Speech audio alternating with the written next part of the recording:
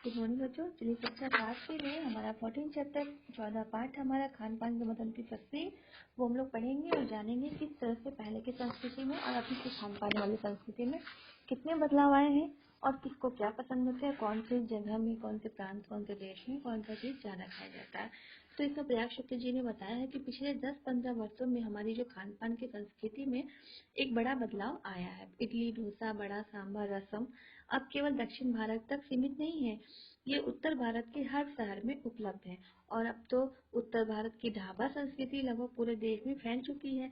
अब आप कहीं भी जाओ, आपको उत्तर भारत की जो खाने होते हैं ना, रोटी, दाल, साग आपको मिल जाएंगे। फास्ट फूड मतलब तुरंत जो भोजन बन जाता है, उनका चलन बड़े शहरों में खूब बढ़ गया है।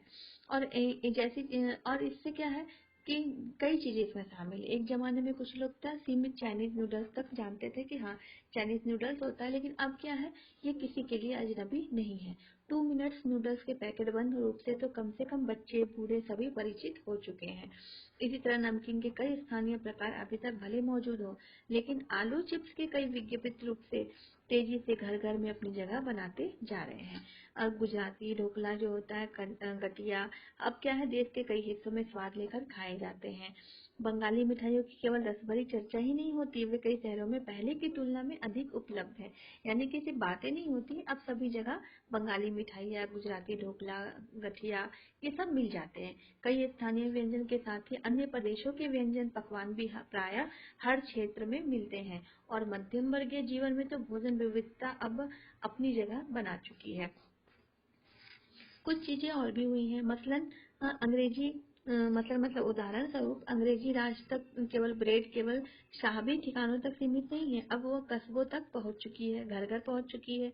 और नाश्ते के रूप में क्या है, लाखों करोड़ों भारतीय के घर में क्या होती है, सेकी और तली जा रही है। खान पान की इस बदली हुई संस्कृति से सबसे अधिक कौन प्रभावित हुई है, तो नई पीढ़ी प्रभावित हुई है, जो कि पहले स्थानीय व्यंजन के बारे में बहुत कम जानती है और नए व्यंजनों के बारे में बहुत कुछ जानती है। जो आज की पीढ़ी है ना, पुराने जमाने में ये कौन से प्रांत, कौन से देश में कौन से खाना बनते हैं ये नहीं जानते, लेकिन अब क्या नया क्या है, जो वहाँ के नए नए व्यंजन है जो विदेशों में होते हैं, ये चाइना में, तो ये सब चीजें आप सभी को मालूम है। क्यों? क्योंकि बहुत ज्यादा प्रचलन हो चुका है व्यंजनों का। अब स्थानीय व्यंजन तो अब घटकर कुछ ही चीजों तक सीमित रह गए हैं। अब बम्बई की जो पाव भाजी है, दिल्ली के छोले कुलचे, जो दुनिया में पहले की तुलना बड़ी जरूर है, पर क्या है, अन्य स्थानीय व्यंजनों की दुनिया में छोटी है। अब जानकार भी यही बताते हैं कि मथुरा के पेड़े और आगरा के पेठे नमकीन में वह बात कहाँ रही, यानी जो चीजें पहले बची हुई हैं उनकी गुणवत्ता में भी फर्क पड़ा है। अब वहाँ आगरा जाओगे ना तो वहाँ का पेठा बहुत मशहूर है, मथुरा के भी पेड़े बहुत मशहूर है, लेकिन अब क्या है कि उनकी गुणवत्ता में फर्क पड़ी है, क्योंकि अब थोड़ा मतलब मिलावट का दौर भी आ गया है। तो पहले जैसी जो बात थी खाने में अब वो नहीं है। अब फिर मौसम और ऋतुओं के अनुसार फल, खाद्यान्नों से जो व्यंजन और पकवान बना करते थे, उन्हें बनाने की फुर्सत अब कितने लोगों की रह गई होगी। अब गृहिणियां जो कामकाजी महिलाओं के लिए खरबूजे के बीज सुखाना, छीलना, फिर उनसे व्यंजन तैयार करना सचमुच दुस्साध्य है। मतलब पहले के जमाने में थे ना कि कुछ भी मौसमी फल ऋतु के अनुसार जो सामान होते हैं, जैसे ठंडी में अलग चीज, गर्मी में, तो इस तरह की चीजें, मिठाइयाँ घर घर में बनती थी, महिलाएं बनाती थी, लेकिन अब किसी के पास इतना समय भी नहीं है कि कोई ये सब काम कर सके, इतनी मेहनत वाला काम कर सके। और जिसका कारण बहुत कारण है, समय का बचत, समय बहुत लगता है, इतनी मेहनत ज्यादा होगी, फिर अब महंगाई का भी दौर है, तो ये सब कुछ देखते हुए अब तो ये दुसाध्य है, मतलब बहुत मुश्किल है मिल पाना ये सब चीज। अब यानी हम पाते हैं कि एक और तो स्थानीय व्यंजन में कमी आई है, दूसरी की वे देसी विदेशी व्यंजन अपनाए जा रहे हैं जिन्हें बनाने पकाने में सुविधा हो। जटिल प्रक्रिया वाली चीजें तो कभी कभार व्यंजन पुस्तिका के आधार पर तैयार की जाती है। जो थोड़े थोड़े टफ होते हैं, जो मुश्किल वाले व्यंजन होते हैं, वो तो आजकल पुस्तकें में छप जाती है और अब तो यूट्यूब पे आ जाती है, तो सब देखकर ही खाना बन जाता है। तो अब शहरी जीवन में जो भागम भाग है, उसे देखते हुए यह इतनी स्वाभाविक लगती है। फिर कमर तोड़ महंगाई ने भी लोगों की कई चीजों से धीरे धीरे वंचित किया है, और जिन व्यंजनों में बिना मेवे के स्वाद नहीं आता, उन्हें बनाने पकाने के बारे में भला कोई नहीं सोचता है ना। मेहनत भी करो, इतना खर्चा भी हो, तो सब बहुत कम ही जगह ये सब बनते हैं।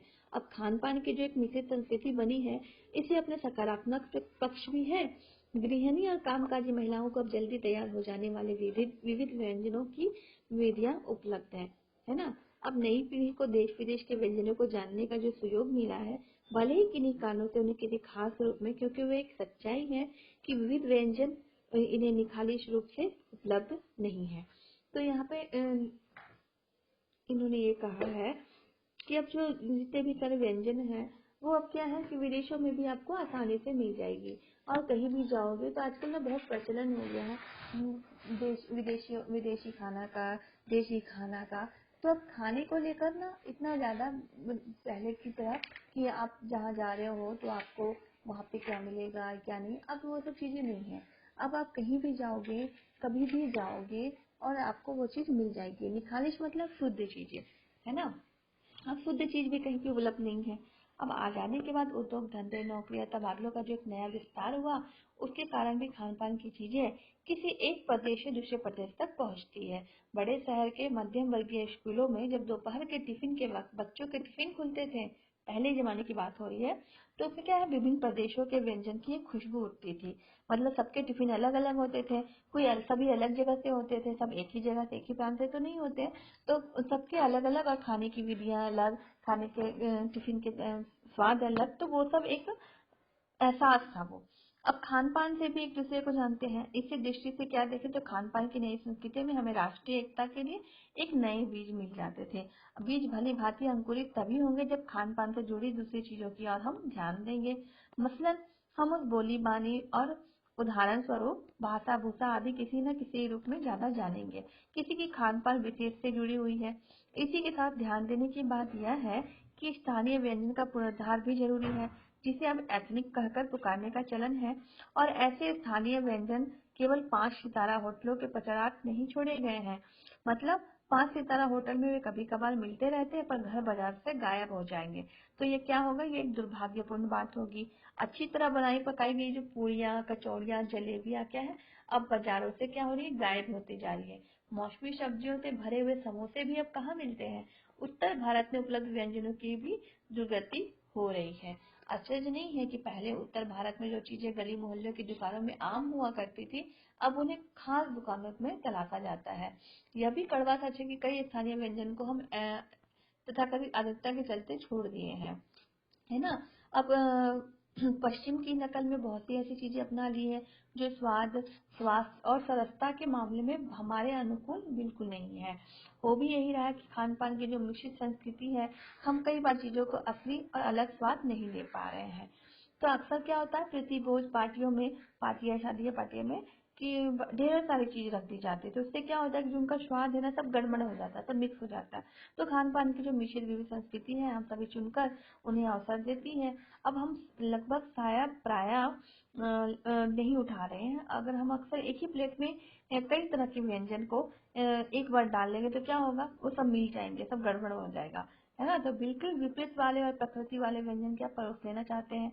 तो इसलिए क्या होता है कि खान पान की जो मिश्र विविध संस्कृति बनी है, लग यही रहा है कि अधिक विकसित होने वाली है, पर क्या होता है उसे तरह तरह से जागते रहना चाहिए। हमें लग रहा है कि हमें बहुत चीजों का ज्ञान हो चुका है, बहुत तरीके से खाना बनाया गया है, लेकिन ये क्या होता है ना कि ये हमारी जो संस्कृति सभ्यता है, जो पौष्टिक आहार के लिए गुणवत्ता के आधार पर शरीर को देखते बनाए थे, वो अब ना उसकी धीरे धीरे उसकी महत्व कम होती जा रही है। तो ये कहना चाह रहे हैं तो कि विदेशियों से हमारा जीवन बहुत प्रभावित हुआ है। ब्रेड, चाइनीज नूडल्स, ये सब बहुत ज्यादा लोग पसंद कर रहे हैं। अब रोटी पूरियां सब्जियां कोई नहीं पसंद करते हैं। और जो आज के युवा वर्ग है वो तो ज्यादातर फास्ट फूड ही खाना पसंद करते हैं। तो इसमें खान पान की तस्वीरों के बारे में इस तरह से उन्हें बताया है। ठीक है, चलिए अपना ख्याल रखिए, खूब मन लगा कर पढ़ाई कीजिए। ओके, चलिए टेक केयर, बाय।